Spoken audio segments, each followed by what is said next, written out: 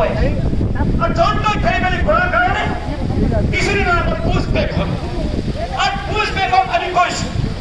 জনতাই খেলি কৰাৰ কাৰণে সেই বিশেষ ব্যক্তিজন উচ্চ ন্যায়ালয় উচ্চতম ন্যায়ালয়ৰ দ্বাৰস্থ হৈ আছে এটা আইনী যুঁজ চলি আছে আইনী যুঁজ চলি থকাৰ মাজতে ৰাজ্য চৰকাৰ মাননীয় মুখ্যমন্ত্ৰী ডক্টৰ হিমন্ত বিশ্ব শৰ্মাৰ এটা ষড়যন্ত্ৰমূলক চিন্তাৰ অসমখনত এটা শান্তি অসমক বিকৃত অসম কৰিবৰ কাৰণে অসমৰ সংখ্যালঘু জনসাধাৰণক অপৰাধী সজোৱাৰ যিটো অপচেষ্টাৰ কৰিবৰ কাৰণে অসমৰ সীমান্ত বিভাগক আৰু BSF শক্তিক অপব্যৱহাৰ কৰি এইসকলক বাংলাদেশলৈ তেওঁলোকে খুব জবৰদস্তি প্ৰেৰণ কৰি তাক আমি পুষ্পবেগ বুলি কৈছোঁ